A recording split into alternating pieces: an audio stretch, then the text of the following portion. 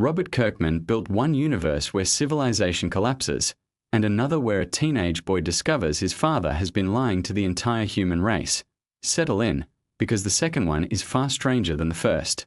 Invincible is an animated superhero series streaming on Amazon Prime Video, and it is based on a comic book series created by Robert Kirkman. If that name sounds familiar to you, it should, because Robert Kirkman is also the mind behind The Walking Dead. He has a real gift for taking familiar genre concepts and twisting them in unexpected directions, adding moral complexity and emotional weight that you just do not find in more traditional superhero stories. Invincible is very much a product of that same sensibility. On the surface, it looks like a colorful animated superhero show, but underneath it is dealing with themes of identity, legacy, trauma, and what it actually means to be good in a universe that does not always reward good behavior. The show follows a teenager named Mark Grayson, who goes by the superhero name Invincible. Mark lives in a world where superheroes are real and relatively common, but his situation is particularly unique because his father, Nolan Grayson, is Omni-Man, one of the most powerful beings on the planet. Nolan is essentially the Superman figure of this universe, beloved by humanity, respected by governments, trusted by everyone. And for most of his childhood, Mark grew up proud to be his son, proud to eventually develop his own powers, and excited to follow in his father's footsteps as a protector of Earth. The show does something genuinely interesting with this father and son dynamic. It builds up that sense of admiration and connection between Mark and his father for long enough that you feel it too as a viewer. You understand why Mark idolizes him. And then when the show reveals that Nolan has been hiding a much darker purpose all along, it lands with real emotional impact. Nolan is not actually from a peaceful civilization. He is a Viltrumite, a member of an extremely powerful warrior race whose true goal is galactic conquest, not protection. The Viltrumite civilization is one of the most compelling elements of the entire Invincible story. These are beings of extraordinary physical power, capable of surviving in space, flying at tremendous speeds, healing from almost any injury, and living for thousands of years. Some Viltrumites in the story are tens of thousands of years old. One character named Argol is noted to have been around 12,000 years before the events of the story, and he would have lived considerably longer if circumstances had not cut his life short. For Viltrumites, a human lifetime is barely a blip on the timeline. 1,000 years is something they can wait through with patience, treating it as a minor inconvenience rather than an eternity. This longevity is part of what makes the Viltrumite threat so difficult to deal with. They are not in a rush. They can afford to play long games, to plan across centuries, to let things develop slowly in their favor. And this is central to one of the most significant storylines in the show, which involves something called the Great Resurgence. The Great Resurgence is essentially a grand plan for cultural and biological survival.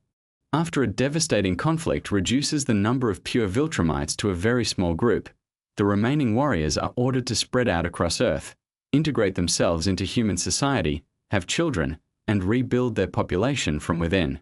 The idea is that Viltrumite genetics are so dominant that even half Viltrumite children will carry the strength, speed, and longevity of their Viltrumite parent. Over generations, this would gradually increase the number of Viltrumite-capable beings in the galaxy without requiring a direct military campaign. The number of Viltrumites involved in this plan is specifically confirmed to be 37. 37 individuals scattered across an entire planet, doing their best to blend in with the billions of humans around them. And remarkably, they do a very good job of it. Even sophisticated surveillance systems fail to detect them initially. They take on ordinary lives, ordinary routines, and ordinary social interactions, which for beings who are used to being conquerors and warriors is quite the adjustment. One of the more quietly amusing aspects of this storyline is how differently each Viltrumite handles the task of assimilation. Some take to it more naturally than others. One character named General Craig seems to adapt almost immediately, throwing himself into human life with genuine enthusiasm. He picks up human habits, finds enjoyment in simple pleasures, and shows every sign of someone who has no interest in ever returning to a life of conquest. It is a surprisingly human response from a character who was previously defined entirely by military ferocity. Meanwhile, the character of Anissa faces her own version of this adjustment. Anissa is a Viltrumite warrior who in her natural state is someone you absolutely do not want to encounter on a bad day. The idea of her being instructed to be pleasant, sociable, and non-threatening to the humans around her is inherently loaded with tension. And the show uses that tension well, showing us just how much discipline it takes for someone like her to operate within these new expectations. The architect of all this is Thrag, who holds the title of Grand Regent of the Viltrumite people. This is the highest position among his civilization, and it comes with a very specific mandate. Thrag's primary responsibility, above everything else, is ensuring the survival of the Viltrumite species. That is his purpose, his identity, and the lens through which he views every single decision he makes. When he tells Mark that his role is to guarantee the continuation of his people, he is not speaking dramatically for effect. He genuinely means it in the most literal sense possible. Everything he does traces back to that mission. This creates an interesting dynamic with Mark, whose role becomes increasingly complicated as the show progresses. Mark is half Viltrumite himself, the son of Nolan, and therefore carries that same genetic heritage. Thrag at one point refers to Mark as a kind of Viltrumite savior, someone who, whether he likes it or not, has become central to the survival and continuation of his father's people. This is not a position Mark sought out or is comfortable with, but it is the reality he finds himself in. Mark's struggles in the show are not just external conflicts with powerful enemies. A significant portion of what makes his character compelling is the internal battle he wages with his own anxiety and trauma. As the story progresses through its later seasons, Mark begins experiencing vivid and disturbing hallucinations, particularly around the presence of Thrag. These are not simple nightmares he can shake off in the morning. They bleed into his waking life, into conversations with people he loves, into ordinary moments that suddenly become terrifying. He watches people around him be destroyed in his imagination while trying to hold a normal conversation with them. This psychological deterioration is handled with real care in the show. It does not just exist as a dramatic device. It reflects something true about what happens to a person who has been through sustained trauma and who is carrying the weight of decisions that affect billions of lives. Mark is a teenager, essentially, who has been thrust into circumstances that would be difficult for seasoned veterans to navigate, let alone someone still figuring out who he is. His relationship with Eve, known more formally as Atom Eve, is one of the emotional anchors of the series. Eve has her own remarkable powers, centered around the manipulation of matter, and she has her own complicated history that informs who she becomes throughout the story. Her family background gave her a difficult foundation, full of dysfunction and pressure, and those early experiences echo through the choices she makes as an adult, particularly in some of the more emotionally heavy storylines the show takes on. Eve's powers are connected in interesting ways to her physical and emotional state. During a period when she is going through significant personal changes, her abilities fluctuate in ways that reflect what is happening inside her. This is treated as more than just a plot mechanic. It is a way of showing how deeply her inner world and her outer capabilities are connected. When her powers come back in full, it is not arbitrary. There are real reasons rooted in what her body and mind are experiencing. The show also gives considerable attention to the character of Cecil Stedman, the director of a government organization called the GDA, which stands for the Global Defense Agency. Cecil is one of those characters who exists in a morally ambiguous space that the show refuses to resolve into simple good or bad. He cares about protecting humanity, genuinely and deeply. But he is also willing to use methods and make decisions that cross lines most people would consider unacceptable. His relationship with Mark and with Omni-Man is built on mutual suspicion and occasional cooperation, neither side fully trusting the other, both sides needing each other anyway. When Cecil discovers that 37 Viltrumites have been living among the human population without detection, his reaction is one of genuine shock and anger. This is a man whose entire professional identity is built around knowing what threats exist and where they are. The idea that beings of that level of power slipped under his radar entirely, for an extended period, is both humbling and alarming. It forces a recalibration of what he thought he was capable of monitoring. On the cosmic side of things, the show introduces viewers to a much larger universe through storylines involving the Coalition of Planets, a multi-species alliance that exists partly in opposition to Viltrumite expansion. A character named Alan, the alien, plays an increasingly important role in the Coalition's leadership, and his arc involves grappling with enormous moral decisions. At one point, he comes into possession of something called the Scourge virus, a biological weapon specifically engineered to be lethal to Viltrumites. The terrible catch is that because Viltrumite genetics have now mixed with human genetics, using the virus would also threaten billions of innocent people. This is exactly the kind of dilemma that Invincible loves to present. There is no clean answer.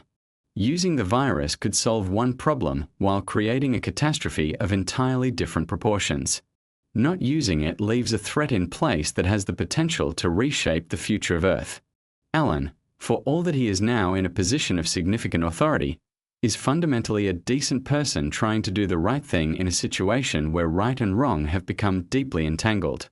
The show also has a storyline involving two heroes named Robot and Monster Girl, who become trapped in another dimension entirely.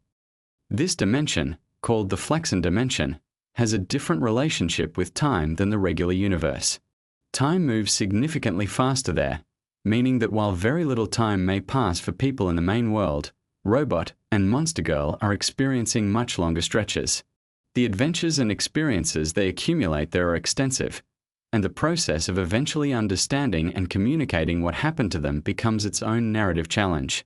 Efforts by the GDA to open a portal to the Flexen dimension in order to rescue them prove complicated and occasionally dangerous, as these kinds of interdimensional experiments tend to be. When a portal does open inadvertently to the wrong dimension and something very large and very alarming starts to come through, the decision is made to abandon the active rescue approach and trust that Robot and Monster Girl will find a way back on their own. Nolan Grayson, Mark's father, goes on his own journey of change throughout the series. His path from feared antagonist to something more nuanced is one of the show's longer arcs. He is not simply redeemed in a neat way. The process is slow, contested, and complicated by the fact that the harm he caused cannot be undone. Characters who were hurt by what he did do not simply forgive him because he has started behaving differently. Debbie, Mark's mother, in particular has to work through years of grief, anger, and betrayal before anything resembling reconciliation can even begin to be considered. The truce that eventually forms between Earth and the Viltrumites is not a comfortable peace. It is a negotiated standoff where both sides understand clearly what the other is capable of and neither wants the alternative. Mark agrees to allow the Great Resurgence to proceed, meaning the Viltrumites continue their project of integrating into human society and having children. In exchange, they do not destroy the planet. One of the specific conditions of this arrangement is that the Viltrumites will not intervene to help Earth if other threats arise, which, given how frequently threats arrive in this universe, is not a trivial concession. The show treats this truce with appropriate ambiguity. It is not presented as a victory in any triumphant sense. It is more like Mark looking at the available options and selecting the one that keeps the people he loves alive in the immediate future, while creating a set of complicated long-term consequences that he will have to live with. When Thrag suggests that Mark has become a savior for the Viltrumite people, there is something genuinely uncomfortable about that framing, because Mark has not chosen that role and does not particularly want it. Throughout all of this, the show maintains its interest in the supporting cast and their own individual stories.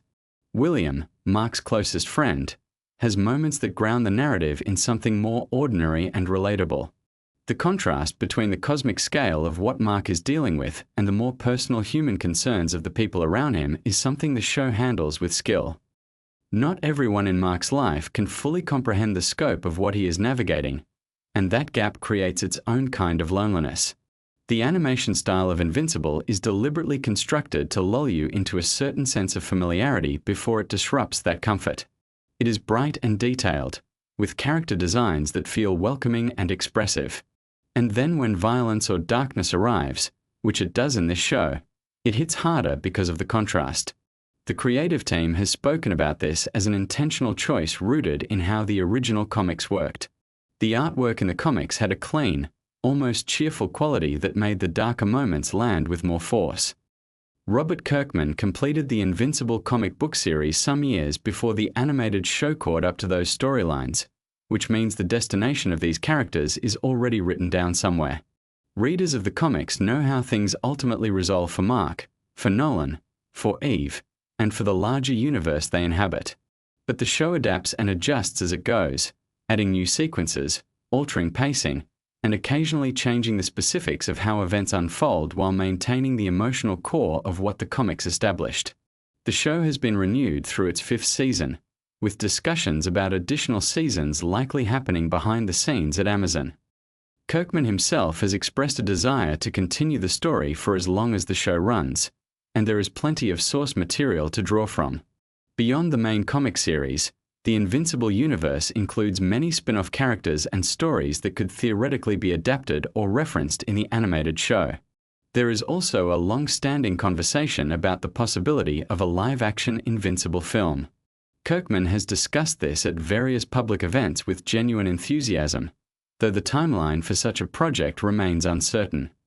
The challenges of bringing Viltrumites and their level of power to live action convincingly are considerable, and the legal and logistical complexity of adapting material of this scale means that patience is probably required for anyone hoping to see it happen.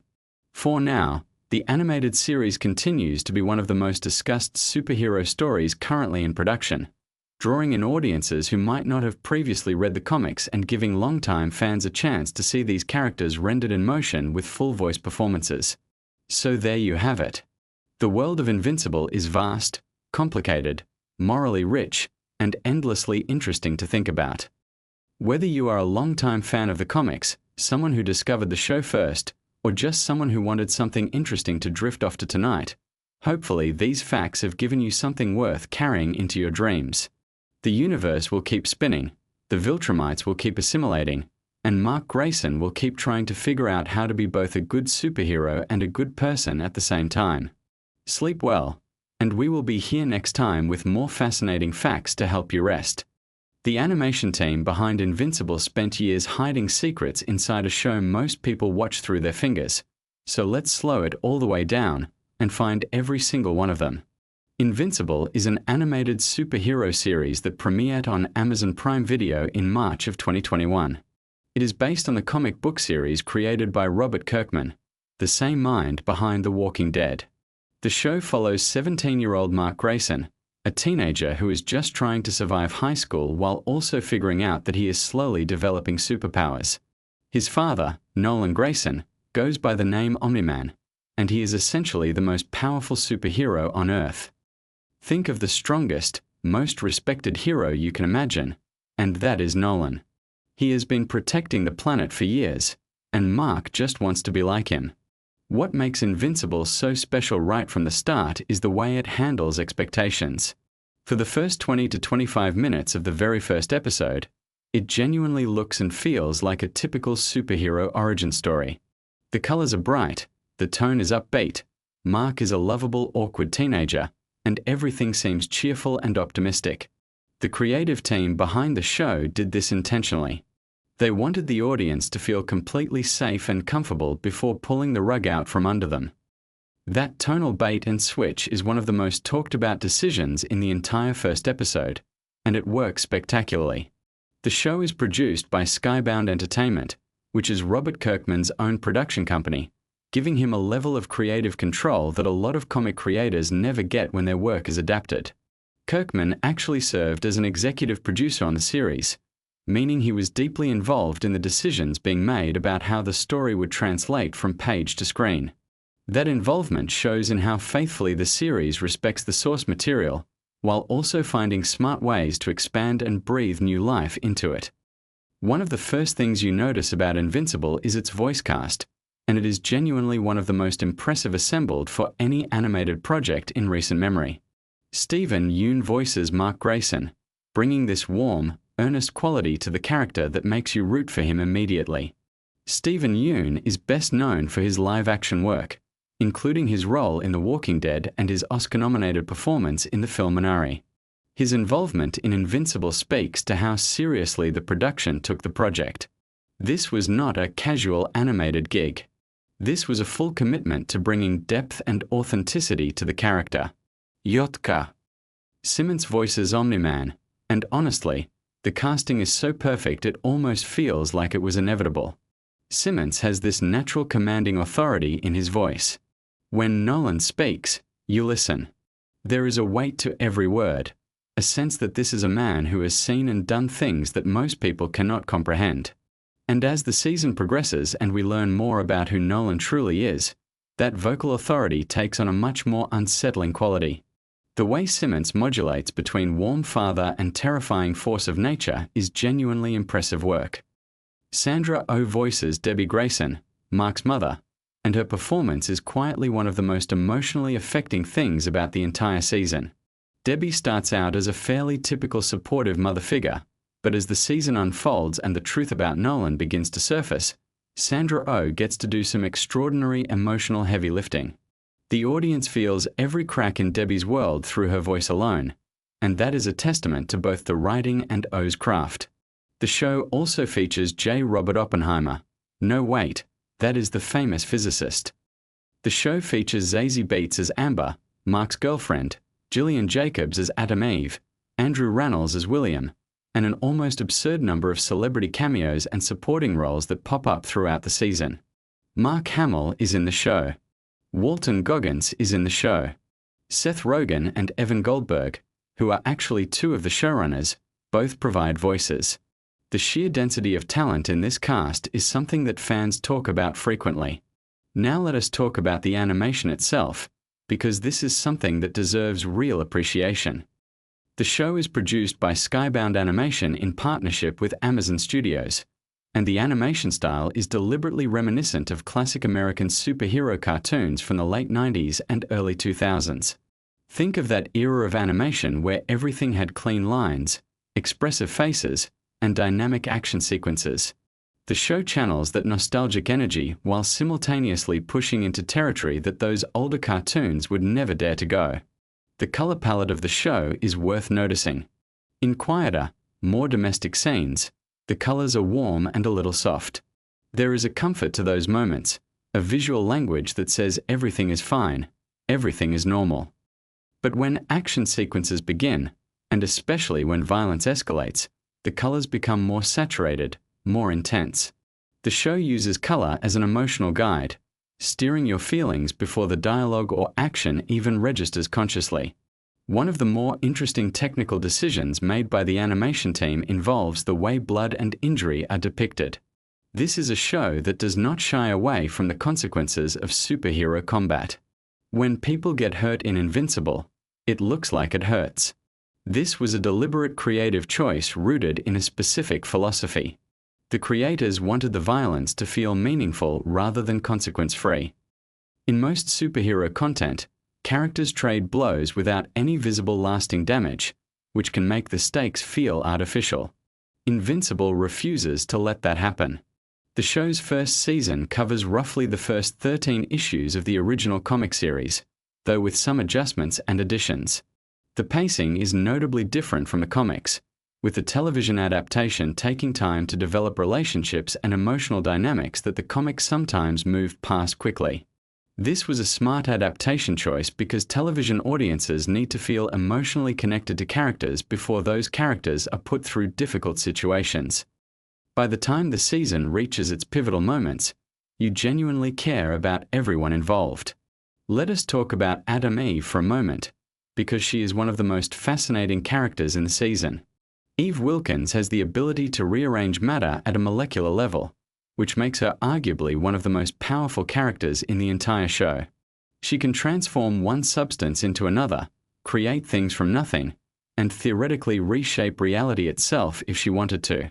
But she was raised and trained by a government organization that encouraged her to use her powers in limited, controlled ways. The tension between Eve's extraordinary potential and the constraints placed on her by others is one of the recurring themes of her character arc. What is interesting about Eve is that her power, while incredible, is shown to have real emotional and physical costs. Using her abilities extensively drains her. There is a fatigue that comes with pushing her powers to their limits, and the show portrays this not as a simple weakness but as a reminder that even immense power comes with a price. This humanizes her in ways that make her far more compelling than a character who simply has unlimited capability. The Guardians of the Globe are another element worth exploring. These are Earth's premier superhero team in the Invincible universe, essentially the Justice League equivalent of this world. They are powerful, respected, and seemingly unstoppable. The show introduces them with genuine affection, letting you spend just enough time with them to appreciate their personalities and dynamics. There is Dark Wing, who has an obvious Batman energy. There is Green Ghost, War Woman, Aquarius, Red Rush, and the Immortal leading the team. Each one is distinct enough to feel like a real character rather than just set dressing. The decision to invest even a small amount of time developing the Guardians before the end of the first episode is a masterful storytelling choice. Because what happens to the Guardians in the final act of that first episode lands so much harder when you have already started to feel something for them. The show knew exactly what it was doing, and it executed that setup with precision. Cecil Stedman is a character who deserves a lot of attention. He is voiced by Walton Goggins, and he runs a secret government organization called the Global Defense Agency. Cecil is genuinely one of the most morally complicated characters in the entire season. He is not a villain in the traditional sense, but he is absolutely not a hero either. He operates in a world of hard choices and calculated sacrifices, and he makes those choices with a cool, almost clinical detachment that is deeply unsettling when you think about what it actually means in practice. The interesting thing about Cecil is that nearly everything he does is technically in service of protecting humanity. His motivations are understandable, even sympathetic in the abstract. But the methods he employs and the lengths he is willing to go to are the kinds of things that make you deeply uncomfortable. Walton Goggins brings exactly the right energy to this role, that particular flavor of charming menace that he has deployed to great effect throughout his career. There is a character named the Mauler twins who appear in the season, and they are a fascinating creation. They are clones who have lost track of which of them is the original. Each twin believes himself to be the genuine article and the other to be the copy, but neither can actually prove it, and they have essentially given up trying to resolve the question. What is wonderful about this detail is that it says so much about identity and selfhood in just a few words. The Mauler twins are comic book villains, but that one character detail elevates them into something that touches on genuinely philosophical territory. The show handles the theme of legacy with remarkable sophistication throughout the season. Mark is not just trying to become a superhero. He is trying to become his father. He wants to earn the Omni-Man name, to live up to the standard that his father has set. Almost everything Mark does in the early episodes is filtered through this desire for paternal approval. He trains harder because he wants his dad to be proud. He tries to understand his powers because he wants to share something meaningful with Nolan. That emotional drive is the engine of the entire season. What makes this so effective dramatically is what happens when the object of that admiration is revealed to be something else entirely. When the truth about Nolan begins to emerge, it does not just change how you see Nolan. It recontextualizes every warm father-son moment that came before it. You replay those scenes in your mind and you read them differently. That retroactive reframing is one of the most powerful storytelling techniques available, and Invincible deploys it with devastating effectiveness. The show includes a sequence in episode 4 that is particularly worth mentioning. Without getting too deeply into the specifics, there is a mission involving a group of superpowered teenagers that goes genuinely and horribly wrong. The sequence is difficult to watch and intentionally so. But what is remarkable about it is how the show handles the aftermath. The emotional and psychological consequences of what happens are not swept under the rug. Characters grieve. Characters struggle. The show insists on sitting with the weight of what occurred rather than moving past it quickly. And that commitment to emotional honesty is one of the things that separates Invincible from most superhero content. Teen Team is the junior superhero group that Mark occasionally interacts with, and their dynamic is interesting because it mirrors a lot of typical teenage social structures. There is hierarchy, there is competition, there is the particular awkwardness of young people trying to prove themselves. Atom Eve is part of this group, as is Rex Blode, whose relationship with Eve is one of the season's more grounded and relatable emotional threads. Rex is charming in a frustrating way, the kind of person who is easy to like and easy to be annoyed by simultaneously, and the show uses that quality to great effect. The music in Invincible is something that does not get discussed enough. The score was composed by John Paisano, and it does extraordinary work throughout the season. Paisano understands that music in a show like this needs to serve multiple emotional registers. There are moments when the score needs to swell with genuine heroic energy, and Paisano delivers that. But there are also moments when the music needs to be quietly ominous, threading a sense of unease beneath a scene that looks perfectly ordinary, and Paisano handles those moments with particular skill. The tonal complexity of the score mirrors the tonal complexity of the show itself. Let us take a moment to appreciate the show's approach to world building, because it is genuinely impressive. The Invincible universe is enormous. There are multiple alien civilizations, secret government programs, interdimensional threats, and dozens of established superheroes all coexisting in the same world. And yet the first season never feels overwhelming. The world building is introduced gradually and always in service of the story being told in the moment. You never feel like the show is stopping to explain its mythology. Instead, the mythology emerges naturally through character interactions and plot events. The Viltrumite civilization is the most important piece of world building in the season, and the show is remarkably patient about revealing its full significance. Viltrumites are Nolan's people, a warrior race of near-indestructible beings who have built an empire spanning thousands of worlds. The show drops hints about what this means throughout the season before finally laying out the full picture in the closing episodes. By that point, the implications are staggering, and the audience is fully equipped to understand exactly why what they are learning is so devastating. The relationship between Mark and his best friend William is a lovely thread running through the season. William is not a superhero. He does not know about Mark's powers for most of the season. He is just a regular kid who is trying to figure out his own identity, including his sexuality, which the show addresses with a refreshing matter-of-factness. William's storyline is small compared to the superhero drama happening around it, but it is vital because it keeps Mark grounded in a recognizably human world. Without William, Mark might float away entirely into the superhero narrative and lose some of what makes him relatable. There is a character named Damien Darkblood, a demon detective, who shows up in a handful of episodes investigating the mystery of what happened to the Guardians of the Globe. Darkblood is a fascinating creation, a figure from hell who has chosen to spend his existence solving crimes rather than committing them.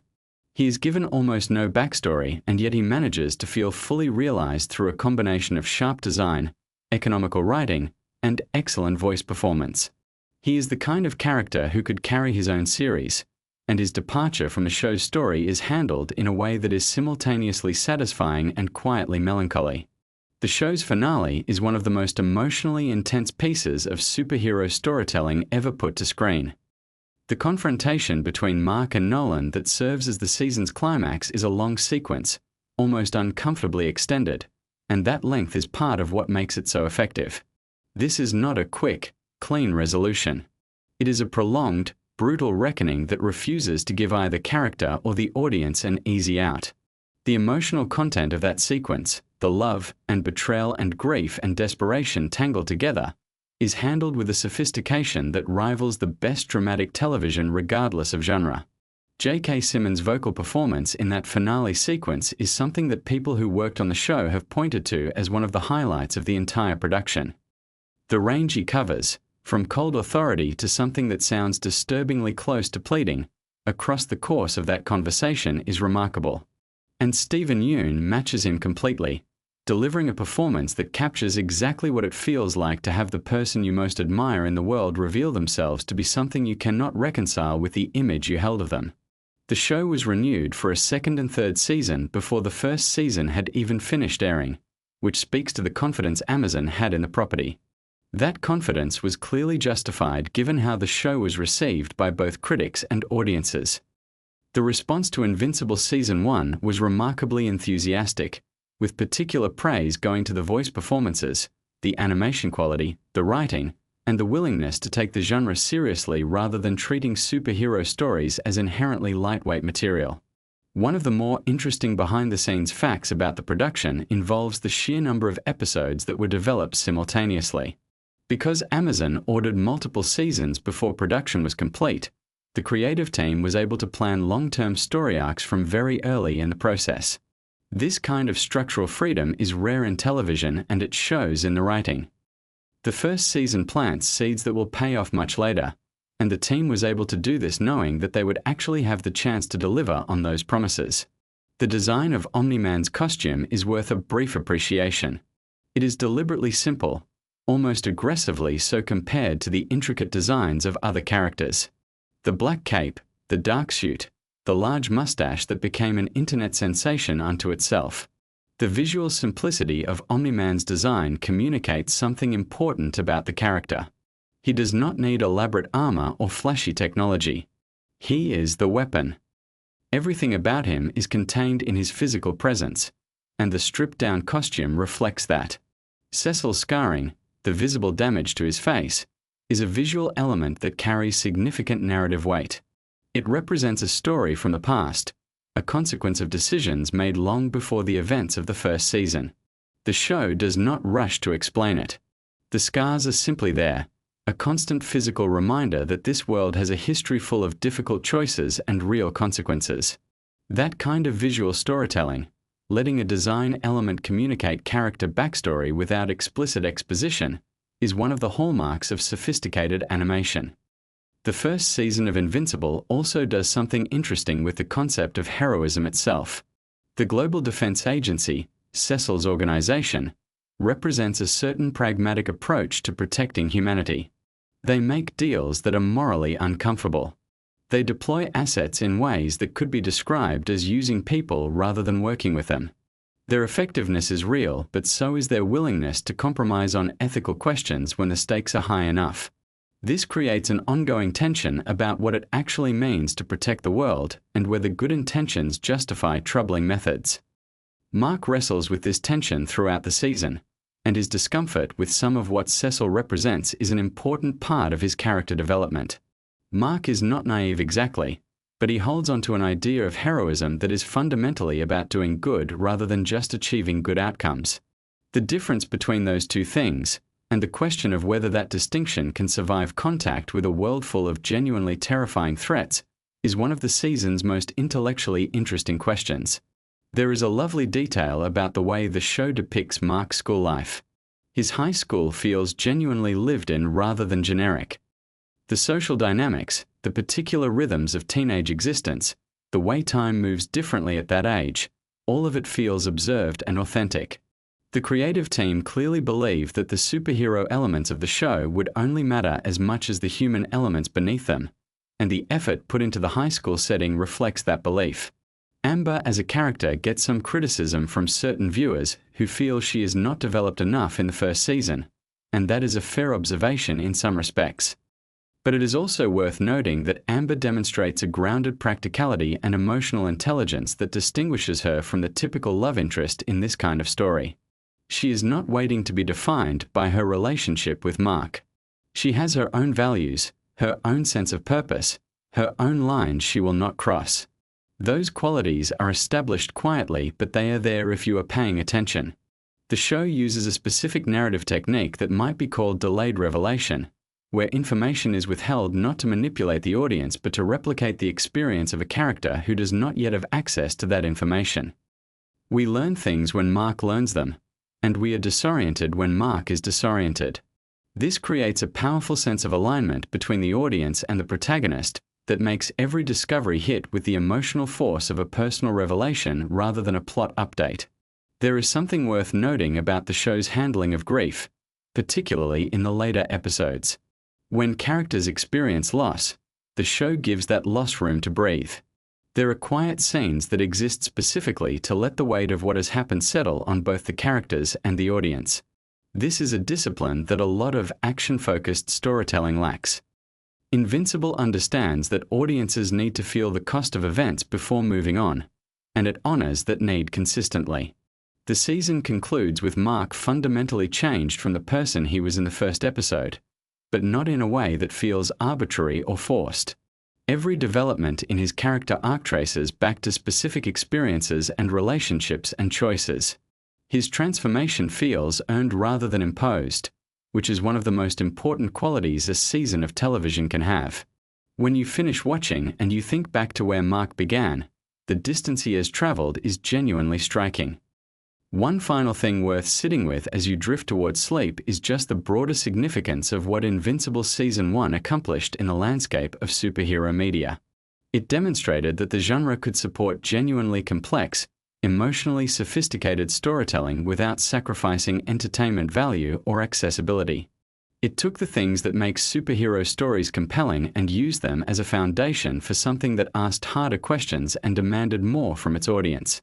And it did all of this while still being completely, thoroughly watchable, the kind of show that pulls you through episode after episode without you quite realizing how much time has passed.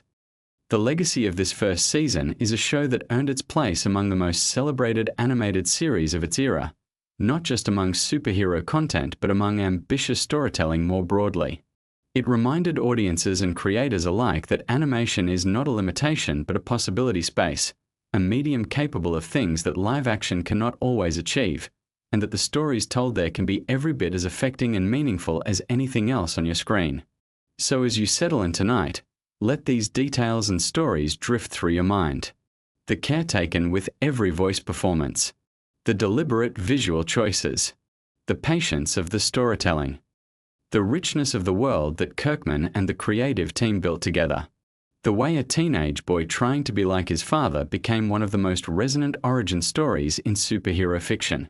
All of that is waiting for you to revisit it, to notice new things, to appreciate how much craft went into every single frame of this extraordinary first season. Rest well. The world of Invincible will be there when you wake up. 50 beings. Each one thousands of years old. Each one strong enough to crack a planet. And one of them spent 20 years pretending to be your friendly neighborhood superhero. Let that settle over you as you close your eyes tonight. Invincible is an animated superhero series based on the comic books created by Robert Kirkman, the same person who brought us The Walking Dead. The show is incredibly detailed, layered with emotional storytelling, complex characters, and a universe that feels genuinely vast and alive. Tonight we are going to wander through some of the most interesting facts and details about the show, particularly around the storylines involving the Viltrumite civilization, the characters who carry this story, and the emotional weight that makes this show so much more than just a superhero action series. Let's begin with the world itself. The Viltrumites are an ancient alien civilization, incredibly powerful beings who have spent thousands of years conquering planets across the galaxy. What makes them fascinating is that they don't just conquer in the traditional sense. Their ultimate goal is something more calculated, more patient. They seek to blend their genetics with other species, to rebuild and strengthen their race, which over time had become dangerously small in number. Despite their immense power, there are only about 50 true Viltrumites left alive in the entire known universe. Think about that for a moment. 50 individuals, each one capable of leveling cities, each one living for thousands of years, and all of them working toward a singular purpose that has been ingrained in them since birth. Nolan Grayson, also known as Omni-Man, is one of those Viltrumites. He came to Earth roughly 20 years before the events of the show's main timeline, and his mission was to assess whether humans and Viltrumites could successfully interbreed. He wasn't just a scout. He was part of a long-term plan, an advance wave designed to prepare a planet for full Viltrumite colonization. He built a life here. He married a woman named Debbie, had a son named Mark, became the world's greatest superhero in the eyes of humanity, and spent 2 decades slowly becoming something he was never supposed to become. He became a person who actually loved his life on Earth. Now, here's the part that's so quietly heartbreaking if you really sit with it. When Nolan first arrived, he was hoping his son Mark would not develop Viltrumite powers. That might seem strange at first. Why would a Viltrumite not want his child to be powerful? The answer tells you everything about the complexity of this character. If Mark never developed powers, it would suggest that humans and Viltrumites couldn't successfully interbreed, and the Empire might have just moved on, told Nolan to abandon Earth and try another planet. But if Mark did develop powers, that was a signal. A signal that the experiment worked, that Earth was viable, and that the rest of the Viltrumite Empire would eventually show up to begin the colonization process in full. So when Mark did develop his powers at 17, Nolan knew that everything was going to change. The countdown had begun. And yet, rather than embracing that outcome, something in him pulled in a different direction entirely. He had been living as a human in many important ways. He had loved Debbie. He had watched Mark grow up. He had built friendships, routines, a quiet life alongside all the heroics. 1,000 years of following orders, of being a perfect soldier for the Empire, and it was 20 years on a small planet with a human woman and their half-human son that had finally started to crack something open in him. Mark himself, whose superhero name is Invincible, is the emotional center of the entire series. He's a teenager when his powers first manifest, and like any kid that age, he's figuring out who he is while also suddenly being able to fly and punch through walls. The show does something really thoughtful with his character. It lets him make mistakes. It lets him be wrong about things. It gives him a moral journey that doesn't arrive at clean answers quickly. One of the recurring tensions in his story is figuring out when it's okay to kill, when violence is justified, and where the line is between being a hero and being something darker. By the time the Viltrumite War storyline begins to unfold, Mark has been through an enormous amount. He's faced enemies that nearly killed him, lost people he cared about, and had to reconcile the fact that his father, the man he idolized, was not the hero he thought he was. The emotional fallout from learning the truth about Omni-Man reshapes Mark's entire worldview, and it takes seasons for that wound to even begin to close. Let's talk about Debbie for a moment, because she is genuinely one of the most important characters in the show, arguably more so than even the comics gave her credit for. In the source material she appears throughout, but the animated series really digs into who she is as a person. She's not just a supporting character in her husband and son story. She's a fully realized human being dealing with a betrayal that most people couldn't even begin to comprehend. Imagine finding out that the person you loved for over 2 decades, the father of your child, was not who you thought he was at all. That everything you built together had a shadow underneath it the whole time. And yet, there's something remarkable about Debbie. She keeps going. She rebuilds herself. She finds new relationships, new purpose. And according to the lore of the show, she is quietly one of the most important figures in the entire Invincible universe. Why? Because of how she raised Mark. There are alternate universe versions of Mark Grayson scattered throughout the multiverse, and in almost every single one of them, that version of Mark ended up becoming something terrible, conquering worlds, following in his father's Viltrumite footsteps. The one version who turned out good, the version we follow, is the one raised by this particular Debbie in this particular universe. She made him who he is. That's not a small detail. That's everything. Now let's drift a little deeper into the supporting cast, because Invincible has one of the richest ensemble casts in any animated series. Alan the alien is a wonderful character, an alien from a species called the Unopans who was originally bred as a champion fighter. He becomes one of Mark's closest friends and a key member of the Coalition of Planets, a group dedicated to resisting Viltrumite domination across the galaxy. Alan is funny, warm, surprisingly wise, and his friendship with Mark feels genuinely earned over time. He also has a pet that is described as cat-like, which is exactly the kind of small, humanizing detail this show sprinkles throughout to remind you that even in the middle of galactic war, characters have ordinary moments of joy. Oliver, Mark's younger half-brother, is another fascinating piece of this universe. His mother was from a species called the Thraxans, and Oliver grows at an accelerated rate, aging physically much faster than a human child would.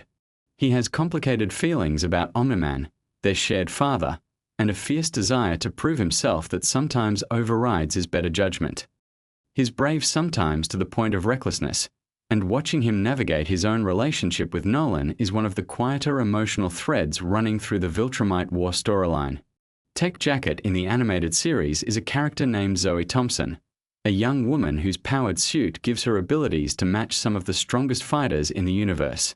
The suit's artificial intelligence is a companion and guide in battle, and her father is portrayed as a warm and supportive presence, deliberately contrasting with the complicated father-son dynamics that run throughout the rest of the show. She joins the coalition team heading into the Viltrumite War, and her resourcefulness in impossible situations makes her a standout character.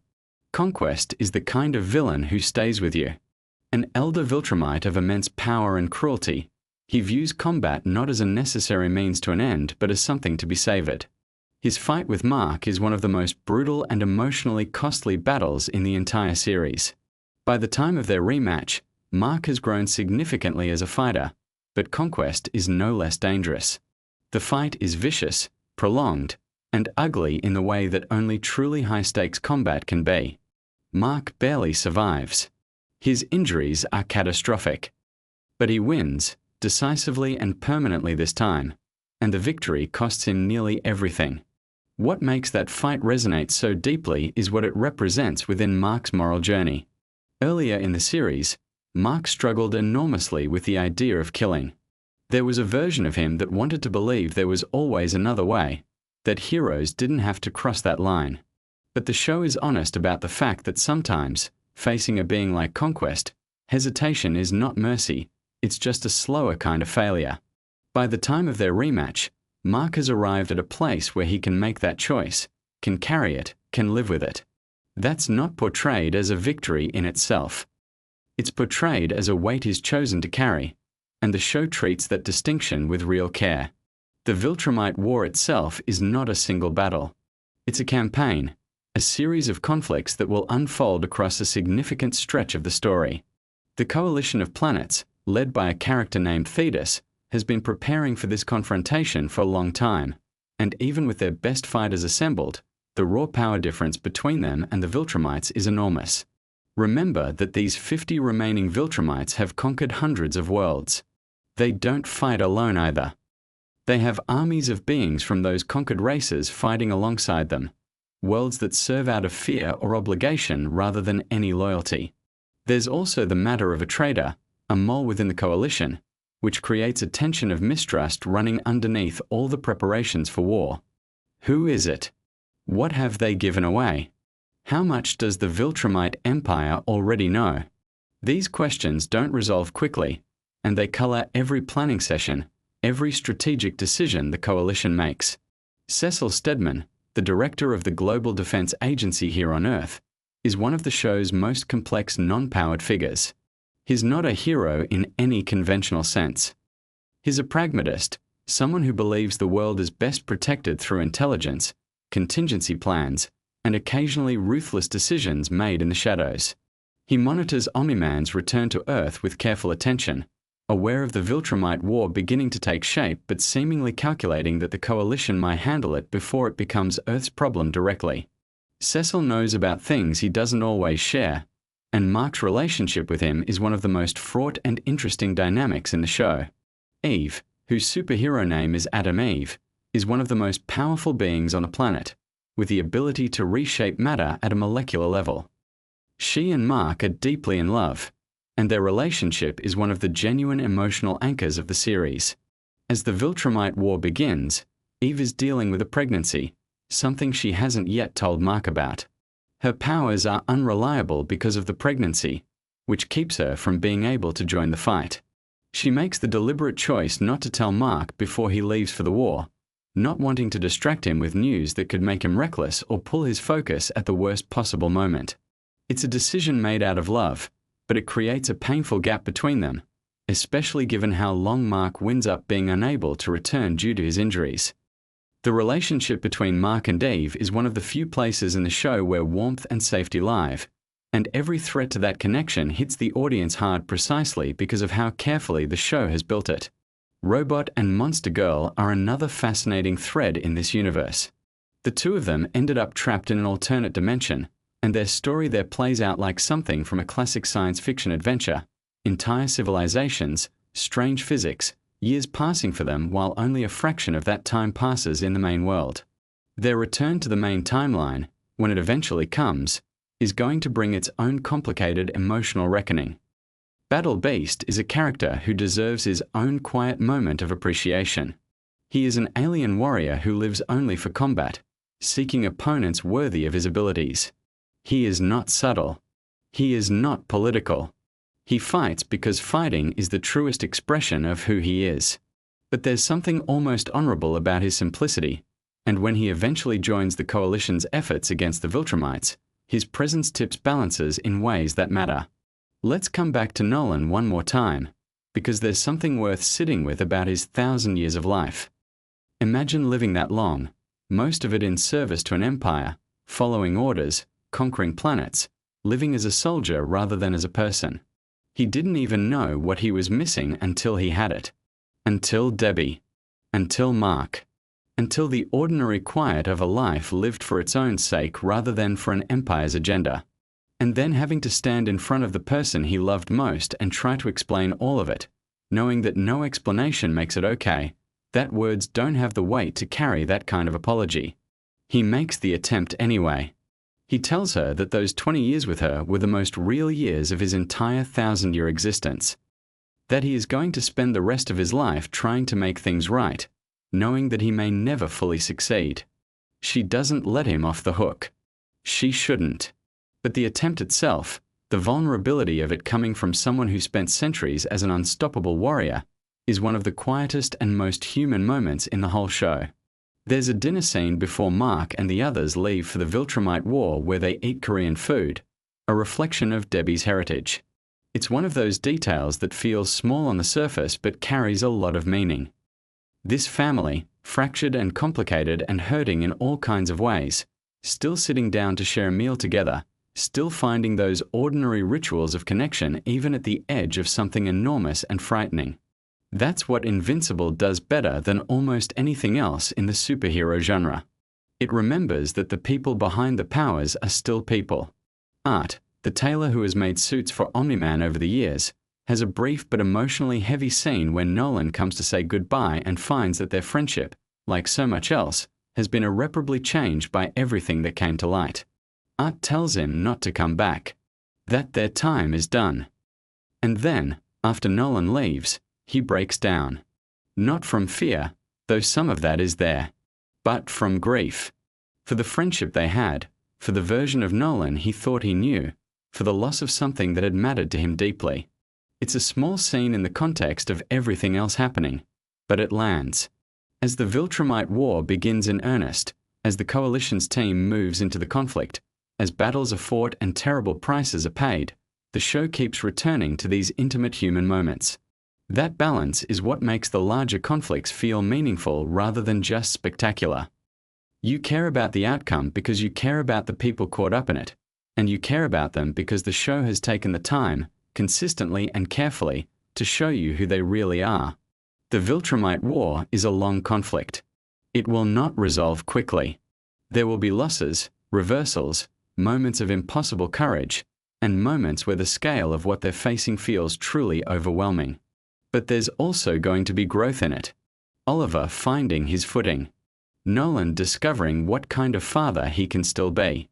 Mark healing, literally and in every other sense, from wounds that go far deeper than the physical ones. And somewhere back on Earth, Eve is waiting, carrying a secret, her powers still uncertain, her heart split between worry and hope. Robot and Monster Girl are somewhere in between dimensions, living out a whole other kind of story. Cecil is watching his screens, calculating, always calculating. And the 50 most powerful beings in the known universe are moving through the galaxy with patient certainty, because they have been doing this for thousands of years and they don't expect this particular resistance to be any different from all the others. But this resistance has something the others didn't. It is people who have genuinely chosen to fight, not out of conquest or fear or imperial programming, but because they love something, love people, love a life worth protecting. That's what Invincible, at its core, is really about. Not powers or battles or even survival. It's about what you choose to fight for, and whether who you love can make you into something better than what you were before you found them. So let that settle in as you drift off tonight. The universe is impossibly vast, full of ancient civilizations and galactic conflicts and beings who have lived for 1,000 years. And somewhere in the middle of all of it, a half-human kid from a suburb on Earth is choosing, again and again, to be the version of himself his mother raised him to be. Sleep well. Robert Kirkman built a universe so detailed that even the corners of it have history, and tonight, those quiet corners are yours to drift through. So let's begin at the beginning. Or rather, before the beginning. Because the world of Invincible, in so many ways, is about what happened long before the story we see on screen or read on the page. It's a universe built on ancient civilizations, on wars that were fought across star systems, on choices made thousands of years ago that ripple forward through time and change everything. And there's something genuinely soothing about that kind of storytelling. The sense that history is long and deep, that no single moment exists in isolation, that everything connects to something older and something still to come. The show Invincible is based on a comic book series created by Robert Kirkman, who is also the person behind The Walking Dead. The Invincible comics ran for many years and built an enormously detailed universe, one that the animated adaptation on Amazon Prime has been carefully and lovingly bringing to life. What makes the show special, among many things, is the way it treats its source material, not as a blueprint to follow rigidly, but as a foundation to build upon. The show expands on scenes that were only briefly mentioned in the comics. It gives new voice and new life to characters who existed mostly in the margins. It fills in gaps that readers might not have even known were there. The main character is Mark Grayson, also known as Invincible. He's a teenager, the son of a man named Nolan Grayson, who most people know as the superhero Omni-Man. Omni-Man is one of the most powerful beings in the universe, a member of a species called the Viltrumites. And the show begins with Mark discovering that he has inherited his father's powers. Flight, incredible speed, strength that can shatter mountains. But the story is not really about those powers. Not at its core. It's about identity and family and the weight of expectation and what it means to do the right thing when the right thing is genuinely difficult to determine. Let your breathing slow down a little.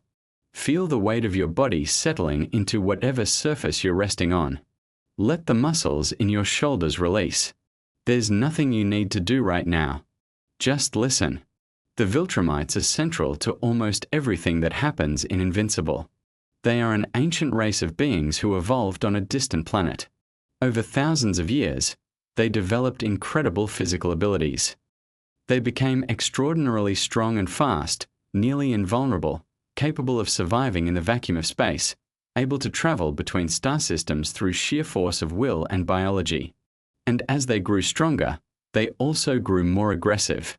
Their civilization became defined by conquest. They moved through the universe, taking worlds, absorbing populations, expanding an empire that stretched across vast stretches of space. At the heart of Viltrumite history is a figure called Argol.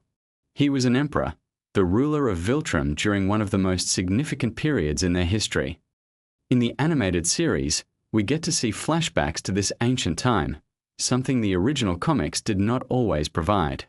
These scenes show us the Viltrumites at their height, governing conquered worlds, overseeing alien populations, wrestling with questions of how to maintain control. Argol himself is depicted as powerful and commanding, someone accustomed to absolute authority. When subject races rebel against Viltrumite rule, which happens more and more often during this period, Argol's response is extreme and immediate. A percentage of the population is to be killed as a warning. If the rebellion continues, the entire race is eliminated. This is the logic of empire carried to its most brutal conclusion. Sitting in this flashback council is a younger version of Thetis, a Viltrumite who would eventually become one of the most important figures in the fight against Viltrumite expansion. Thetis tries to argue for a different approach. For mercy. For finding solutions that do not involve mass slaughter. And nobody wants to hear it. There is also a much younger version of General Craig, another familiar face from later in the story. And there is Thrag, who at this point in history serves as Argol's regent. That's an important distinction. Thrag is not in line to become emperor. His role as regent is to manage the day-to-day business of governing the empire while Argol rules, and to hold the throne if something happens before an heir can be located. The question of Argol's heirs is one of the more intriguing threads running through this part of the story, and it connects to revelations that are still unfolding. Let your eyes close fully if they haven't already. Picture the darkness of deep space. Not the terrifying emptiness of it, but the quiet, the stillness. Countless stars scattered across an infinite canvas, each one a sun to worlds you'll never see. There is something deeply peaceful about imagining the scale of it. How small our worries become against the backdrop of a universe this old and this vast. Thetis eventually kills Argol. He does it using a weapon made from Viltrumite bone, which is one of the few materials hard enough to pierce Viltrumite skin. This detail is fascinating in the grim way that a lot of Invincible lore is fascinating. The most effective weapon against a Viltrumite is another Viltrumite. The enemy of this species is, in a very literal sense, itself. Thetis believed that killing Argol would change the Viltrumites, that without their emperor driving them toward endless conquest, they might find a different way of being, a more peaceful path. He was wrong. Because Argol's death put Thrag in charge, and Thrag had a very different vision for the future of his people. Argol's casket is placed before the throne. His skull rests on top of it. Thrag sits on the throne and looks at it every day. He speaks to it. In the comics and the show both, this is one of those details that reveals so much about a character without requiring any explanation. Thrag is not simply a conqueror. He is someone for whom the past is always present. Someone who carries grief and obligation like they are the same thing. He declares that all weakness must be purged from the Viltrumite race. What follows is called the Great Purge, and it is exactly what it sounds like. Viltrumites fighting and killing each other in a brutal process of elimination. Only the strongest survive. Half the population is lost. But what remains is something almost impossibly powerful. A race refined to its absolute peak. And that is when they really begin their campaign to conquer the universe. One of the Viltrumites who survives is Conquest. There's a small scene where even after Thrag orders the purging to stop, Conquest does not want to stop. He would have kept going until he was the last one standing. You can almost see him calculating whether he could take Thrag himself. He decides he probably cannot, and stops. That small moment tells you everything about who Conquest is and why he is so dangerous. He is not motivated by ideology or loyalty. He simply wants to fight, wants to win, wants to keep going until there is nothing left to defeat. There is also a young Omni-Man in the crowd during these scenes. Nolan Grayson, Mark's father, present during the Great Purge, alive during this period of Viltrumite history. The show has been slowly filling in pieces of his backstory, helping viewers understand how someone becomes who Omni-Man is. He looks younger here, and one of the interesting things to notice is that Thrag, who is clearly ancient, does not appear to have aged the same way Omni-Man does later. Age affects Viltrumites strangely. As they get older, they slow their aging further. They become functionally immortal at a certain point. But the exact reasons why some of them age in particular ways is tied to genetics and battle history, and things the story is still slowly revealing. Let the weight of your eyelids settle. There's no rush. The story will still be here, moving gently forward, whether you're fully awake or half dreaming. Just let it carry you.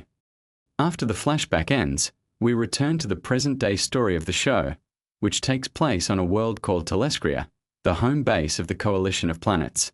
The Coalition is an alliance formed specifically to oppose the Viltrumite Empire, and it is led by Thetis, the same Thetis who killed Argol thousands of years before. He has spent millennia working against the empire he once served. He has recruited aliens and humans and half-Viltrumites and anyone else willing to fight. And now, they face their best opportunity to strike. Thrag and a small number of Viltrumites have retreated to their home planet of Viltrum. The larger Viltrumite forces are scattered across the universe, returning from their various postings and conquests. If the Coalition can strike now, before those forces reassemble, they have a chance. Not a great chance, but a chance. Thetis believes that killing Thrag is the key. Without their leader, the Viltrumites will fragment. The unity that makes them so dangerous would collapse, and they could be dealt with one or two at a time. The mathematics of the plan are brutal but straightforward. Find the general, remove the general, watch the army fall into chaos. But Omni-Man has a complication with this plan. Thetis is not interested in making peace with any Viltrumites. His goal is extinction. Every single one of them. And that includes half Viltrumites. Mark and Oliver, Nolan's sons, would both be on that list. So Omni-Man is being asked to fight alongside someone whose ultimate vision of victory involves the death of his own children. That tension runs through everything that follows. Viltrum itself is a haunting place. Surrounding the planet is a ring, not of ice or rock like Saturn, but of bodies. The preserved remains of the Viltrumites who died during the Great Purge, kept in orbit as a permanent monument. Omni-Man explains this to Oliver when they arrive. The ring exists as a reminder of weakness. Every time a Viltrumite left the planet or returned to it, they saw those bodies. A constant lesson. A constant shame. A civilization that had literally turned its own dead into propaganda. The fight at Viltrum is enormous. Multiple simultaneous battles happening across and inside the planet. Thrag at the center of all of it, effortlessly handling challenger after challenger. Omni-Man goes after him. Then Mark. Then Oliver. Battle Beast tries his luck. Space Racer fires his incredibly powerful Infinity Ray at close range. And Thrag is essentially unbothered by all of it. There is a moment where Mark, who recently killed a Viltrumite named Conquest, announces this fact during the battle. And even the Viltrumites fighting all around them pause. Even Anissa, who has been physically dominating Mark throughout this fight, looks at him differently. Even Thrag is genuinely impressed. He invites Mark to hit him at full strength. Mark does. It does not move Thrag even slightly. Not a single hair displaced. The animation of this moment is apparently stunning, using visual techniques that make Thrag look not just powerful but elemental. Like a force of nature that has simply been given a face. Breathe slowly. In through the nose, out through the mouth. Let your jaw unclench. Let your hands relax open. The story continues at its own gentle pace, and you are exactly where you're supposed to be. The planet Viltrum is ultimately destroyed. The Coalition uses Space Racer's Infinity Ray to bore a tunnel through the planet's core, and then Omni-Man, Mark, and Oliver fly through that tunnel together, pushing the already fractured crust apart, splitting the planet. The imagery is spectacular, apparently. The debris field. The bodies still floating in that original ring of dead. The silence after something that large and that old simply stops existing. Nolan's reasoning for wanting to destroy the planet is almost poetic in its sadness. He sees Viltrum not as a home but as a tomb. A monument to everything wrong with what his people became. While it exists, the Viltrumites can never truly change. So he helps erase it from the universe. Thrag's response to losing his planet is to kill Thetis. He rips his head off with the same calm efficiency with which he does everything. Declares that Argol has been avenged. The man who killed the Emperor has now been killed. The score, in Thrag's mind, is settled. But the war is far from over. He then turns his attention to Omni-Man, nearly kills him, leaves him in a state of serious injury. Oliver gets his hand crushed and his jaw destroyed. Mark is knocked unconscious. Thrag holds Mark's skull for a moment, looking at the destroyed planet. And then, for reasons he does not fully explain, he lets Mark live. He says he does not want to see more Viltrumites die. But the show seems to be suggesting there is another reason. One tied to things not yet revealed. He then orders the surviving Viltrumites to make for Earth. The plan has changed completely. They no longer have a home planet, so they will take one. Earth is now the target. The Viltrumite remnants will conquer it, settle it, use its human population to rebuild their numbers through interbreeding, and begin again. The empire that lost its home will make a new one out of the world Mark has spent his entire life protecting. There is a gap of several weeks in the story after this battle. Time for people to heal. Alan, a character from the Coalition, is named the new leader now that Thetis is gone. Everyone recovers. But no one can find the Viltrumites, because the Viltrumites are already heading to Earth. They are already on their way, and Earth does not know what is coming. Let your mind wander if it wants to. Let it drift toward that image of space again. The quiet between stars. The long, long distances. The way light takes years to travel from one point to another, so that when you look at a star, you are always seeing the past. There is something comforting in that. History is always arriving. Nothing is ever entirely gone. The animated Invincible series does something that a lot of adaptations of comic books fail to do. It remembers that the best superhero stories are not about the action. The action is the surface. Underneath it is something much more intimate. Family. The complicated love between parents and children. The question of what we owe the people who made us. What we do when the people we love are also capable of terrible things. Omni-Man is a perfect example of this. He is genuinely one of the most powerful beings in the universe, and he has spent his life making choices that have caused enormous harm. Coming to Earth on a mission of conquest, spending 20 years building a family, and then being changed by that family in ways he did not anticipate. His love for his wife and his son is real, and his identity as a Viltrumite conqueror is also real. And those two things cannot coexist, and the entire series is about what happens when that contradiction finally breaks open. Mark carries this same contradiction inside him. He is half human and half one of the most feared species in the universe. He wants to be a hero in the straightforward sense, the kind of hero who shows up and saves people and goes home afterward. But the universe keeps demonstrating that heroism is enormously complicated. That saving one person sometimes means failing another. That the right choice is rarely obvious and often comes with costs that nobody tells you about in advance. The show also has a genuinely unusual willingness to sit with difficult emotions, to let its characters be wrong, to let them be scared, to let them fail. There are episodes where Mark does not win, where the people around him are hurt and he cannot stop it, where the bad thing happens despite everything he does.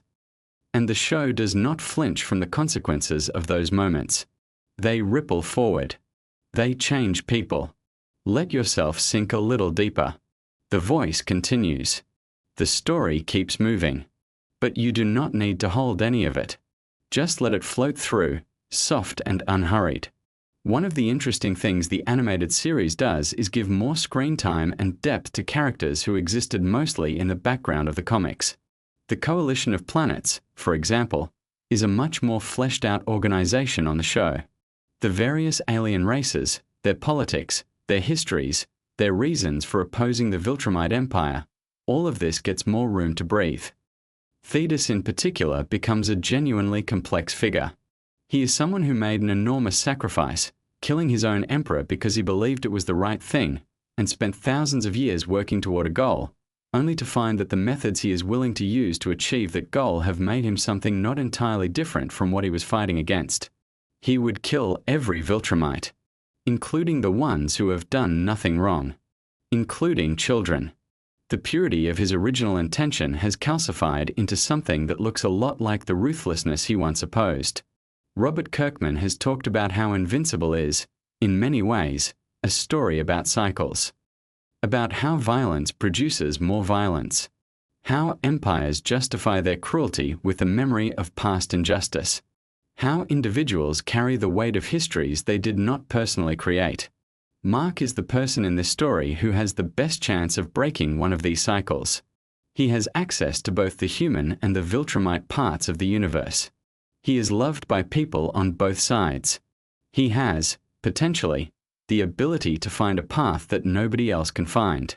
But the story is honest about how difficult that is. How many things stand in the way. How many powerful people have decided that the cycle must continue. The voice acting in the animated series has been widely praised. The cast is genuinely remarkable. Stephen Yeun voices Mark with a kind of earnest energy that makes you root for him even when he is making obvious mistakes. J.K. Simmons voices Omni-Man with a gravitas that makes every scene feel significant. Sandra Oh plays Mark's mother Debbie with real emotional precision. And there are dozens of guest voices throughout the series, including some surprising choices that speak to the passion of the people making it. The connection between Invincible and Transformers, for example, is more than coincidental. Robert Kirkman grew up deeply devoted to Transformers. It was one of the defining pop culture loves of his life. When casting Thetis, he reached out to Peter Cullen, who has voiced Optimus Prime for decades. And when it came time to use the character of Argyle, Kirkman wanted Frank Welker, the voice of Megatron. Getting both of these voices into the same animated universe was clearly deeply meaningful to him. His company Skybound even publishes Transformers comics, completing a circle that started with a kid watching cartoons and grew into someone who got to build universes of his own. Your breathing is slower now. The tension in your body has eased. The day is further away than it was when we started. The thoughts that were loud before are quieter. The story has been doing its work, gently and without hurry, filling the space where anxiety usually lives. The planet Viltrum, before it was destroyed in the show, had orbited its star for longer than human civilization has existed. The ring of dead surrounding it had been there for thousands of years. Thrag had sat on his throne, looking at Argyle's skull, for longer than most of the other characters in the story have been alive. There is something that the show does with time that is unusual for superhero storytelling. It takes the long view. It reminds you that civilizations rise and collapse, that the strongest empires eventually face their reckoning, that the most powerful individual is still finite, still mortal in some sense, still subject to the slow pressure of history. After Viltrum is destroyed and the dust of that enormous battle settles, the story turns toward Earth. This has always been where the story was headed. Earth is where Mark grew up. Earth is where his mother lives. Earth is where everything that made him who he is was built. And now the most dangerous military force in the universe is heading there with nothing left to lose. No home planet. No emperor who values any life but Viltrumite lives. Just the cold logic of conquest, looking for a new world to call its own. The season finale of the 4th season is being set up as an epilogue of sorts, a quieter moment to process the enormous events of the battle at Viltrum before the next wave of chaos arrives. This is a storytelling pattern that works very well. Give the audience the explosive confrontation, and then give them space to breathe. Let the characters sit with what just happened. Let the weight of it settle. Let the audience wonder what comes next without rushing directly into the answer. And there is so much that comes next. The comics continue for a long time after this point in the story. There are secrets still unspoken. There are characters whose full histories have not yet been revealed. There are relationships that will change and break and reform. There are moments of genuine joy alongside the violence. Moments where the show remembers to be funny, to be warm, to celebrate the ordinary human pleasures of eating something good or talking to someone you love or just being alive on a planet that is, for this particular moment, not under attack. The world of Invincible is enormous and detailed and rich. It is a universe that rewards attention but also rewards simply being present with it. You do not have to understand everything. You do not have to track every reference or catch every Easter egg. You can simply let it exist around you, this vast fictional cosmos full of ancient wars and complicated love and the ongoing struggle to figure out what it means to be good when goodness is genuinely hard. So let the story continue in your mind, wherever it goes. Let Viltrum drift apart in the darkness. Let Mark rest while he heals. Let the stars keep their long, slow distances from each other. Let Thrag fly toward Earth through the cold of space, a figure of terrifying power and strange, complicated grief. Let Omni-Man lie somewhere healing, thinking about his sons. Let everything be exactly as complicated and as unresolved as it really is. Because the story is not finished. It will keep going. There is always more to discover. And you can discover all of it another time. Right now, there is only this moment. The quiet. The dark. The weight of everything softening into rest. The universe is very large and very old and very patient. It will still be there when you wake up. All of its questions will still be waiting, gentle and unhurried, exactly where you left them. Sleep now. The story can wait. It has waited thousands of years already. A few more hours is nothing at all.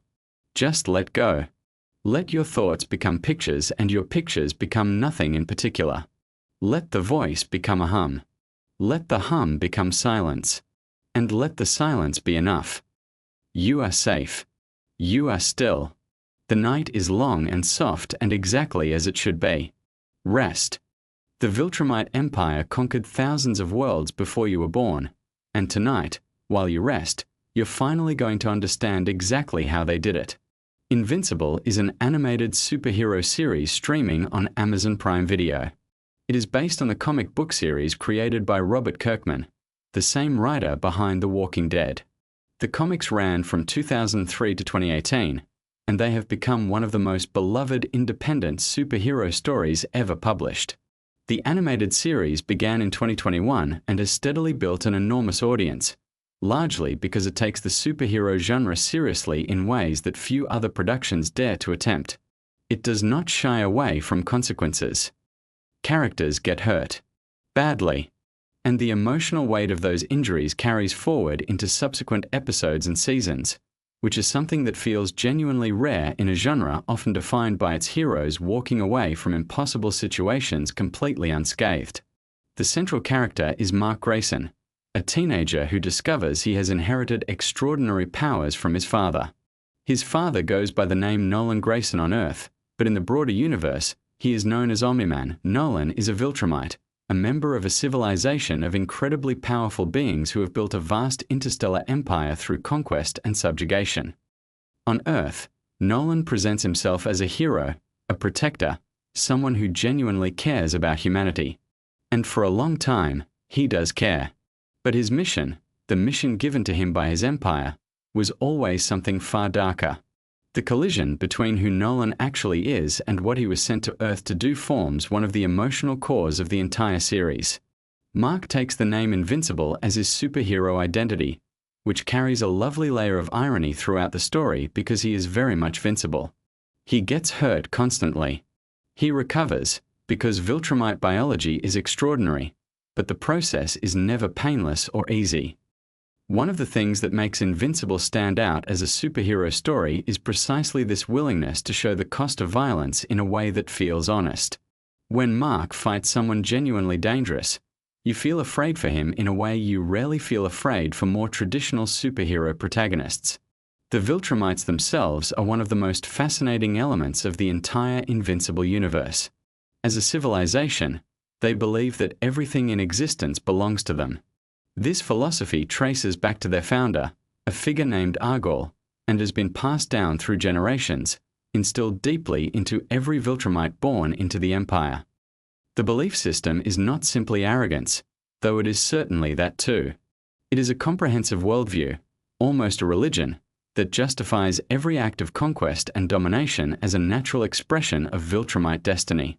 Understanding this helps explain why individual Viltrumites who might otherwise seem monstrous are operating from a deeply held internal logic that makes complete sense to them.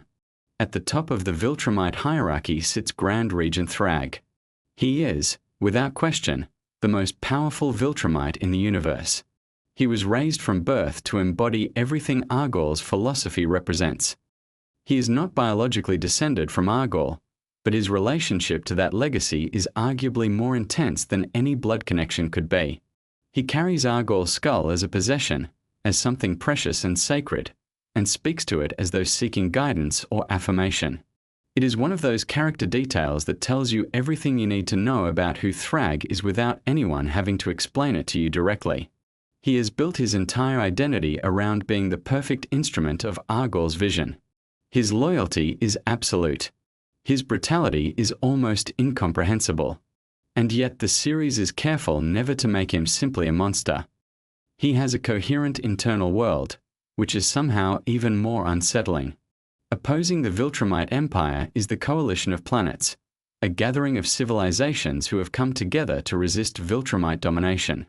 The coalition is led by a figure named Thetis, who turns out to be a Viltrumite himself, one who broke away from the Empire after killing Argol. His history with Thrag is therefore deeply personal. Thrag wants revenge for Argol's death. Thetis wants to dismantle the empire he once served.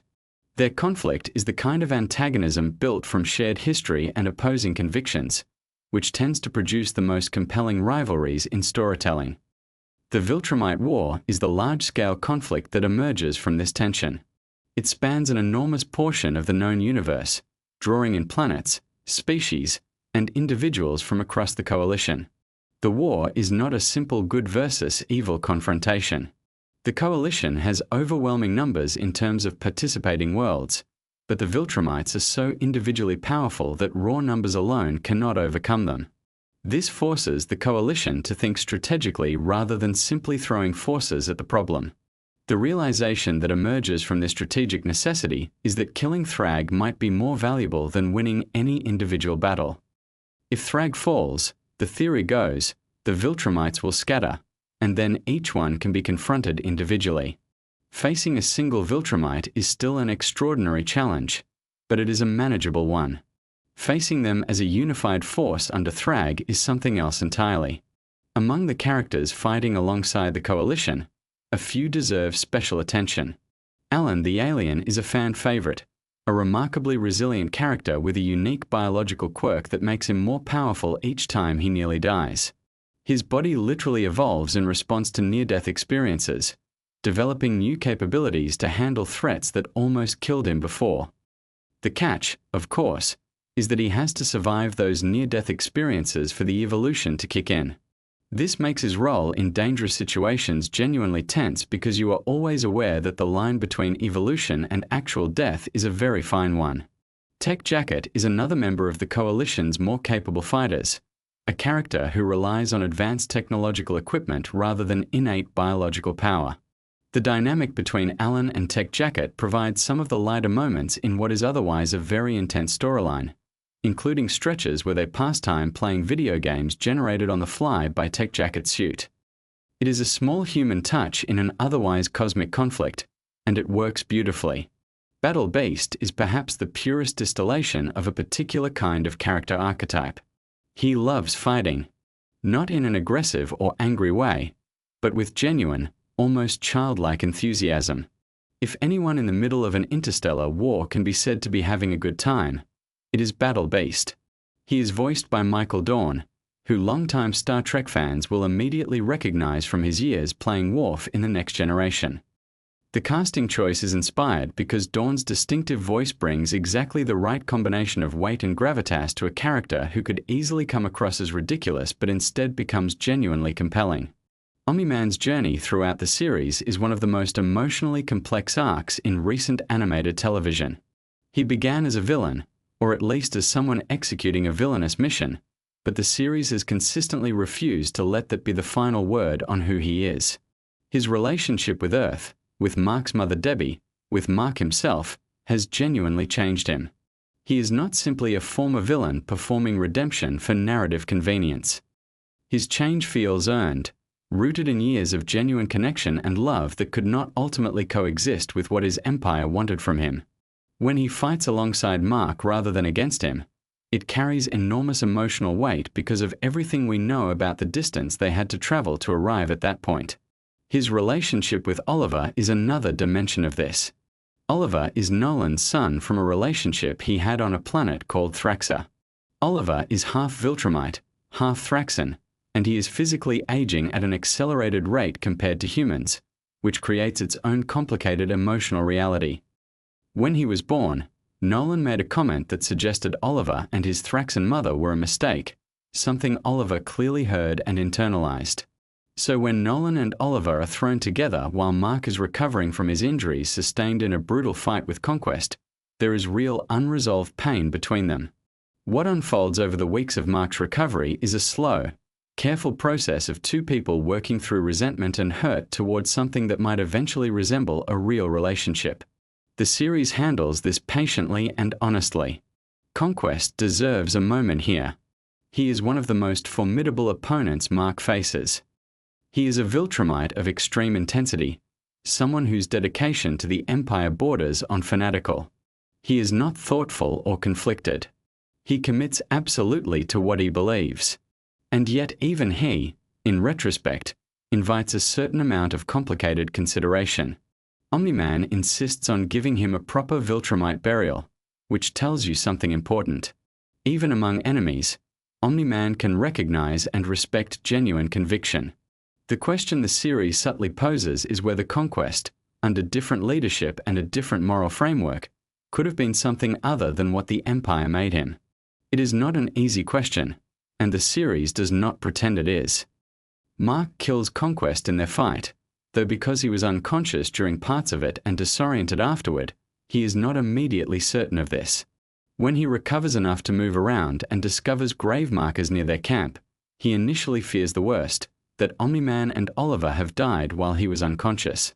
The relief of discovering the grave belongs to Conquest rather than to his family is quickly complicated by the full weight of realizing that he himself killed someone, even someone as genuinely dangerous as Conquest. The series never lets Mark off the hook emotionally for the violence he engages in, and that consistency is part of what makes his character so worth following. The Viltrum home planet looms large as the conflict progresses. The Coalition's goal of reaching it and confronting Thrag there represents the culmination of the war's central strategic ambition. Getting there is one challenge. What happens when they arrive is another entirely. The Viltrumites at home, on their own world, with Thrag at the center of their defenses, represent a near impossible confrontation for even the strongest members of the Coalition. But impossible confrontations are rather the point of this entire story. The Scourge virus is an element worth understanding because it represents one of the Coalition's most significant strategic cards. It is a biological weapon capable of harming Viltrumites, who are otherwise almost impossible to damage. The version the Coalition possesses has been studied and refined, but there is also a more powerful variation that Omni-Man carries the knowledge of. He considers that more powerful version a measure of last resort, something too dangerous and too consequential to deploy casually. The existence of this kind of weapon within a war story raises familiar and important questions about the ethics of extreme measures in desperate situations. The series does not ignore those questions. The Flaxen Dimension is where Robot and Monster Girl find themselves during this period, though the series has not spent a great deal of time on their storyline within the Viltrumite War arc. Time moves very differently in the Flaxen Dimension compared to the regular universe, which means that even if relatively little time passes on the outside, they experience something far more extended on the inside. Their story there is described as a grand adventure of its own, almost a separate epic contained within the larger narrative of the show. The expectation is that their full storyline will be explored more completely in a future season, though the series acknowledges their situation so viewers do not simply forget about them. One of the more striking structural choices the series makes during the Viltrumite War is the use of extended time passing. Mark's recovery from his injuries takes approximately 2 months, and rather than skipping over that time, the series uses it. The world keeps moving during those weeks. The war progresses. Relationships develop. Oliver's rapid aging continues. Omni-Man processes his complicated history. The episode does not treat the healing period as a narrative inconvenience to be explained away, but as actual story time with actual emotional content. This approach requires patience from the audience, but it pays off in the depth it adds to the relationships we are watching develop. Thetis, as a character, occupies a position of immense moral complexity. He killed Argol, which set in motion the conditions for the Viltrumite War itself. He leads a coalition of worlds that are fighting for their survival against an empire of nearly unstoppable warriors. He is making constant calculated decisions about risk and strategy and sacrifice. And he is a Viltrumite doing all of this, which means he is fighting against his own species, his own civilization, his own origin. The series respects this complexity without resolving it too easily or too neatly. The animation in Invincible is deliberately crafted to match the tonal ambitions of the story it is telling. It is stylized but not whimsical. The action sequences are brutal when they need to be. The quieter character moments are drawn and paced in ways that allow the emotion to land. The color palette shifts depending on where the story is taking place, with the vast cosmic settings of the Viltrumite War having a different visual texture than the Earthbound scenes or the intimate camp sequences where Omni-Man and Oliver learn to exist near each other. The voice cast of Invincible is extraordinary. Stephen Yeun voices Mark, bringing a quality of earnest vulnerability to a character who could easily become either insufferably heroic or tiresomely angsty. J.K. Simmons voices Omni-Man, and his performance is one of the great achievements of the series. He delivers warmth and menace in the same breath in a way that feels genuinely difficult and genuinely accomplished. Sandra Oh voices Debbie, Mark's mother, whose journey through the revelations about her husband and her world is its own quietly devastating narrative thread. What makes Invincible last, what makes it the kind of story people want to revisit and understand more deeply, is that it takes its characters seriously. It does not use them as vehicles for action set pieces or plot mechanics. Every confrontation, every moment of violence or loss or reconciliation, is rooted in who these people are and what they have been through. The Viltrumite War is enormous in scale, spanning multiple planets and months of in-universe time, but it never loses sight of the specific human, and Viltrumite, and alien experience at its center. Thrag's relationship with Argor's legacy, Mark's complicated inheritance of his father's power and guilt, Oliver's search for identity in an impossible situation, Alan's stubborn refusal to simply die, Thetis's long game of resistance against an empire he helped build. All of these individual threads are woven together into something that feels genuinely epic without ever losing its intimacy. The comics that the series is based on concluded in 2018, which means the full arc of where these characters end up already exists, waiting for readers willing to seek it out. The animated series is making its own choices about pacing and presentation, emphasizing different aspects of the story and adapting the source material with intelligence and care. But the bones of the story, the core emotional and philosophical questions it is asking, remain consistent across both forms. What does it mean to inherit a legacy you did not choose? What is the cost of violence, even violence in service of good? Can people who have done terrible things, whether through belief or obedience or simple power, become something different? Is reform possible at a civilizational scale, not just an individual one? These are not easy questions, and Invincible does not pretend they have easy answers, but it keeps asking them, episode after episode, with a consistency and sincerity that is genuinely admirable. The world of Invincible keeps expanding. New characters, new planets, new conflicts that layer themselves onto everything that has come before. But at its center, it remains the story of a young man trying to be good in a universe that is very complicated and frequently unkind. And his father, trying to become better than what he was made to be.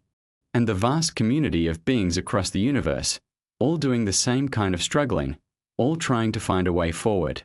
So as you drift closer to sleep, let these characters rest in your mind.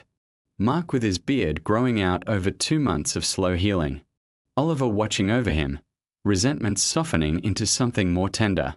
Omni-Man building a grave for a man he once fought alongside and against. Battle beast somewhere in the cosmos, completely thrilled about everything. Alan evolving, always barely surviving, always becoming something slightly more capable of facing what comes next. And Thrag, sitting high above the battle, speaking to a skull, certain of his destiny, unaware that certainty is rarely the protection people believe it to be. Sleep well. The universe of Invincible will still be there when you wake up.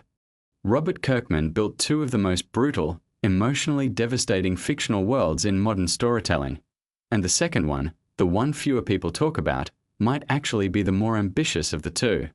Invincible is an animated superhero series based on a comic book created by Robert Kirkman, the same person who created The Walking Dead. The show follows Mark Grayson, a teenager who inherits superpowers from his father, a man known as Omni-Man, who is secretly one of the most powerful beings in the universe. On the surface, it sounds like a fairly standard superhero origin story. But Invincible has always been far more interested in the complicated, messy, emotional side of what it actually means to have that kind of power. And the deeper you go into its mythology, the more intricate and genuinely fascinating the whole thing becomes. One of the most interesting creative decisions in the show is how it handles the concept of suits and costumes. In most superhero stories, a costume change is just a visual refresh. But in Invincible, the suit Mark wears carries enormous symbolic weight. He started with a yellow and black suit that felt bright, optimistic, and full of hope. Then he transitioned into a darker blue suit, which the show's own creator Robert Kirkman compared to Spider-Man's black symbiote costume. The idea being that when a hero goes through a darker period internally, that darkness manifests visually. The blue suit represented Mark at his most burdened, his most conflicted, his most emotionally heavy. And the return to the yellow suit signals something shifting inside him. A small but meaningful step back toward the version of himself he wants to be. There is something quietly profound about that idea. The notion that what we wear, or how we present ourselves to the world, can reflect where we are emotionally. Most of us intuitively understand this. We have all had days where we just throw on something comfortable because we cannot manage anything else. And we have all had moments where getting dressed with intention felt like a small act of reclaiming ourselves. Invincible just scales that idea up to a superhero universe and makes it part of the story. Let your breathing slow down a little. Feel the weight of wherever you are resting. We have so many more interesting things to talk about. The Invincible universe has a surprisingly deep and layered cosmology. Most superhero stories keep their mythology relatively contained. But Invincible goes somewhere genuinely unexpected with the way it structures reality itself. In the story, the universe has existed through multiple cycles, referred to as ages. The current version of reality that all the characters inhabit is actually the 6th iteration. There were 5 previous versions of existence before this one, each with their own beings, their own civilizations, their own wars. The oldest creatures from the very first age are described as almost incomprehensibly powerful, the kind of beings that even the most seasoned supernatural characters in the story do not want to deal with. They are the equivalent of cosmic horror, things that exist so far outside the normal frame of reference that they defy easy categorization. Then there are beings from a second age, and the remnants of those ancient entities still exist in the current world, scattered throughout the universe like geological layers of time that never quite fully disappeared. There is a group called the Vile, from the 4th Age, who once ruled both the surface world and the underworld simultaneously. They were immortal, they were dominant, and the only reason humanity exists at all is because they were eventually fought down into submission by beings that came after them. Which leads to one of the more quietly remarkable ideas in Invincible's mythology. The demons, the infernal beings, the creatures that most stories would present as purely evil, are actually the ones who created the conditions under which human life became possible. They are, in a very strange and counterintuitive way, the reason the world exists as it does. That kind of moral inversion is something Invincible does constantly. It takes the things you expect to be straightforward and reveals that the reality is far more complicated. Good and bad are rarely where you think they are. Power does not equal virtue. And the history of any civilization, even a fictional one built across 6 ages of reality, is always messier and more ambiguous than the clean narrative versions we tell ourselves. Let that thought settle. 6 versions of reality, each one ending. Each one giving way to something new. And here we are in the 6th, with all the echoes of everything that came before still present in the world, still affecting everything, even when nobody realizes it. The show also has a wonderfully unusual approach to its version of the underworld. Rather than treating hell as a separate dimension or a spiritual plane that exists outside the physical universe, Invincible locates it literally beneath the surface of the earth. Extremely deep, but geographically connected to the world above. This means that in theory, a being with enough power could simply fly downward through the planet and eventually arrive there. It would take an extraordinarily long time, and it would not be a comfortable journey, but the point is that it is physically possible. There is no mystical barrier, no dimensional gateway required. Just depth. There is something oddly grounding about that. Most mythology treats the afterlife as categorically separate from the physical world. Invincible makes it adjacent, almost neighborly. The underworld is not somewhere else. It is just very, very far down. And the beings who live there are not supernatural in the sense of being outside nature. They are part of the same natural order, just operating at a different level of it. This version of the underworld is called the Underrealm in the story, and it has its own politics, its own civil conflicts, its own history stretching back through those multiple ages of reality. The idea that even a place as extreme as hell has internal factions, competing interests, and long-standing grudges is somehow both funny and deeply logical. Of course it does. Why would any collection of powerful beings agree on everything? Why would any civilization, no matter how dark or unusual, be monolithic? Your shoulders can relax now. Feel any tension just releasing. We are just talking about interesting ideas. There is nothing you need to do with any of this. Just let it float through. One of the most compelling ongoing threads in Invincible is the relationship between Mark and his father. Omni-Man, whose real name is Nolan Grayson, arrived on Earth as part of a plan by an alien empire called the Viltrumites. The Viltrumites are a warrior race whose civilization is built around the idea that strength is the ultimate virtue. They have expanded their empire by sending powerful agents to various planets, having those agents blend into the local population, and eventually softening the planet up for conquest.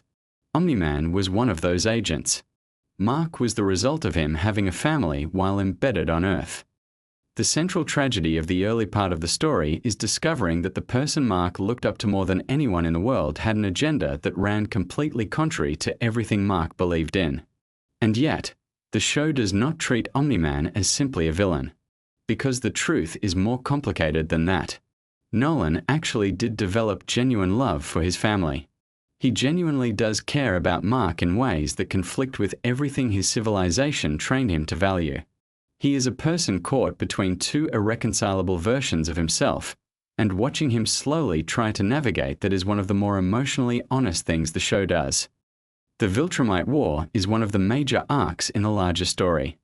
The Viltrumites, despite being this terrifyingly powerful empire, actually have a surprisingly small population.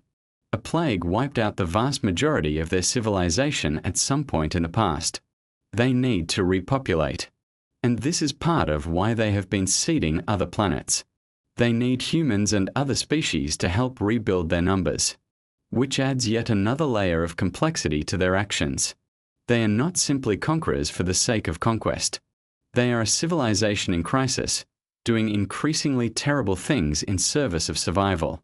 There is a real-world resonance to that. The way desperation can transform a society. The way the internal logic of a culture under pressure can justify things from the inside that look monstrous from the outside. Invincible is not trying to excuse the Viltrumites, but it is trying to make you understand them. And understanding is not the same as forgiving. Just breathe. Nice and slow. These are just ideas drifting past.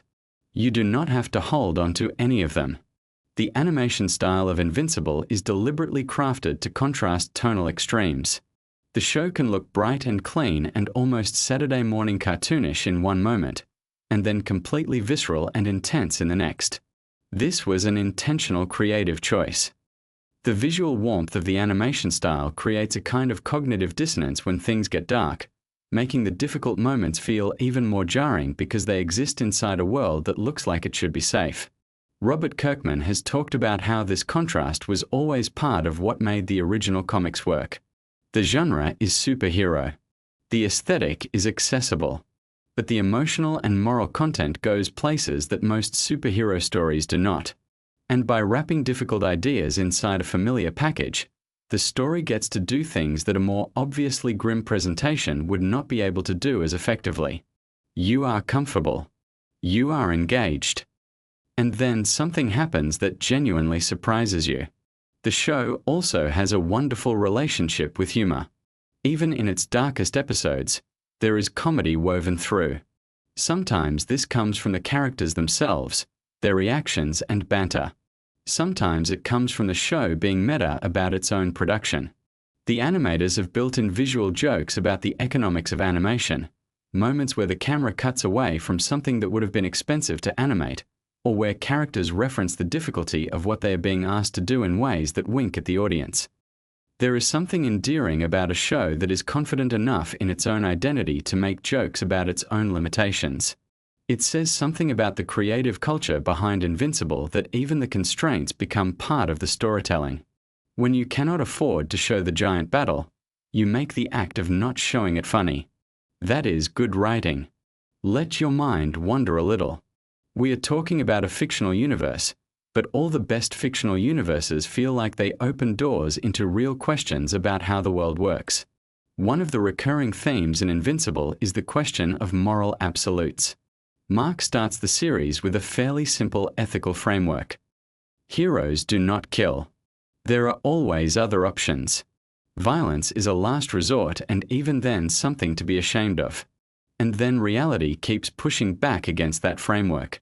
Situation after situation arises where the clean ethical answer does not exist, where every available option has a cost, where doing nothing is itself a choice with consequences. This is not a show that glorifies violence. Quite the opposite. Every act of violence in Invincible has weight. There is always something lost. But the show is equally unwilling to pretend that pacifism is always available as an option. Sometimes the world puts you in situations where refusing to act causes as much harm as acting. And learning to live with that complexity, to make difficult choices and keep going, is presented as part of what maturity actually looks like. Most superhero stories avoid this question by engineering situations where the hero always has a clean out. Invincible is specifically interested in the situations where there is no clean out. And watching Mark develop the emotional and moral vocabulary to navigate those situations is one of the most genuinely compelling character arcs in recent animated television. Your body is probably feeling quite heavy now. That comfortable, sinking feeling of being close to sleep. Stay with that. These ideas will still be here, drifting. The character of Damien Darkblood is one of the more interesting supporting players in the Invincible universe. He is a demon detective, and his entire existence is built around contradiction. He is a creature of the underworld who functions as an investigator of truth. He has a past that includes betrayal and redemption, and he serves as a kind of spiritual mirror for Mark in certain storylines, reflecting back the idea that complicated histories do not disqualify anyone from doing meaningful work in the present. The idea of a detective in hell is funny on its face, but it also opens up interesting questions. What does it mean to seek truth in a place defined by deception and punishment? What does justice look like in a context where every soul there presumably did something to end up there? The show does not answer these questions exhaustively, but it asks them, and the asking is valuable. There is a moment in the story where Damien gives Mark something that functions as the highest compliment he can offer. He tells Mark there is a detective inside him. What he means is that Mark has the capacity to look at a complicated situation, resist the easy answer, and keep searching for what is actually true. In the context of Mark's moral journey, that is a profound thing to be told. Especially by someone who has spent existence in a place built around things being what they appear to be rather than what they actually are. Let that image rest in your mind. A detective in hell, looking for truth in the most unlikely place. Sometimes that is what growing up feels like too. Trying to find something solid and real in situations that seem designed to obscure it. The world building in Invincible extends beyond the supernatural. The Viltrumite civilization has its own history, its own culture, its own internal logic. Their obsession with strength is not simply arrogance.